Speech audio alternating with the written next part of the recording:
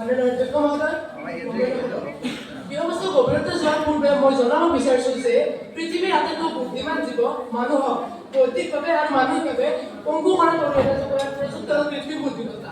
মানে অধ্যক্ষ মহোদয় মই এনেধৰণে কোৱাৰ কাৰণ মই দাঙি ধৰিবলৈ চেষ্টা কৰিছোঁ। আছে কোনো নাপায় ভাল, থকাতকৈ নথকাই ভাল।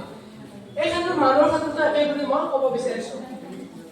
মগজু থাকি যে মানুহে বৌদ্ধিক ক্ষেত্ৰ আৱেগ ক্ষেত্ৰ মগজু সঠিক ব্যৱহাৰ কৰাৰ উপৰি কৃত্ৰিম বুদ্ধিমত্তাৰ ওপৰত নিৰ্ভৰশীল হৈ পৰিছে, এই কথাটো মই উক্ত প্ৰকৰণৰ জটিলতাৰ দ্বাৰা স্পষ্ট কৰিবলৈ বিচাৰিছোঁ।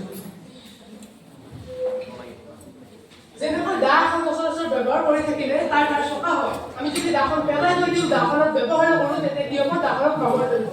ঠিক তেনেদৰে আমি যদি জটিল সমস্যা সমাধানৰ ক্ষেত্ৰত কোনো এটা বিষয় চিন্তা কৰাৰ ক্ষেত্ৰত আমি যদি মগজু জোৰ দিওঁ, আমি কৃত্ৰিম বুদ্ধিমত্তাৰ ওপৰত নিৰ্ভৰশীল হওঁ, তেতিয়াহ'লে আমাৰ মগজুটো এই বামৰে ধৰা দাখনৰ নিচিনা হ'ব বুলি মই ভাবোঁ। মানে অধ্যক্ষ মহোদয়, আমাৰ চৰকাৰী পক্ষৰ সদস্য এজনে কোৱাৰ দৰে মই ক'ব বিচাৰিছোঁ যে কৃত্ৰিম বুদ্ধিমত্তাই কেতিয়াবা কেতিয়াবা আমাক ভুলভাৱে তথ্য যোগান ধৰে। ঠিক তেনেদৰে যদি আৰু আমি ছাত্ৰ ছাত্ৰীবিলাকে কৃত্ৰিম বুদ্ধিমত্তাৰ ওপৰত ইমানেই নিৰ্ভৰশীল হৈ পৰিছোঁ যে কৃত্ৰিম বুদ্ধিমত্তাই যিয়ে তথ্য নিদিয়ক সেইবিলাক আমি শুদ্ধ বুলি মানি লওঁ। আৰু যদি কৃত্ৰিম বুদ্ধিমত্তাই এনেকুৱা ভুল তথ্য দিয়ে, তেনেক্ষেত্ৰত আমি যদি আমি ছাত্ৰ ছাত্ৰীৰ ক্ষেত্ৰত কৃত্ৰিম বুদ্ধিমত্তাৰ সৃষ্টি শিক্ষাই ছাত্ৰছাত্ৰীৰ সৃষ্টিশীলতা আৰু বুদ্ধিমত্তাৰ ক্ষেত্ৰত মৌলিকতাৰ ক্ষেত্ৰত ভুলভাৱে ভাবুকি কৰি আনিব, সেই কথাটো মই ভুল বুলি ক'ব নোৱাৰোঁ। মানে অধ্যক্ষ মহোদয়, মানুহৰ সৃষ্টিশীলতা আৰু মৌলিকতাৰ বিকাশৰ বাবে নিয়মিত অধ্যয়ন আৰু অনুশীলন, বিষয়বস্তুৰ প্ৰতি একাগ্ৰতা, মানসিক বিশ্ৰাম, চিন্তা কৰাৰ শক্তি থাকিব লাগিব। যিটো কৃত্ৰিম বুদ্ধিমত্তাই নিমিষতে দিয়া তথ্য মানুহক এলেহুৱা কৰি পেলাইছে আৰু জটিল সমস্যা সমাধানৰ ক্ষেত্ৰত আমাৰ ধৈৰ্য শক্তি নাইকিয়া হৈ পৰিছে।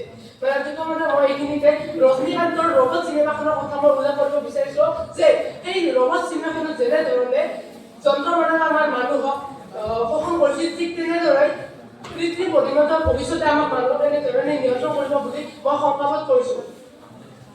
আৰু লগতে মই অধ্যক্ষ মহোদয়, মই কৃত্ৰিম বুদ্ধিমত্তাৰ এটা অংশ ছাত্ৰছাত্ৰীক মই প্ৰশ্ন কৰিছিলোঁ যে যদি তুমি ছাত্ৰ ছাত্ৰীৰ মন মগজু ধ্বংস কৰিবলৈ বিচৰা, তেতিয়াহ'লে তুমি কি ধৰণৰ পদক্ষেপ গ্ৰহণ কৰিবা?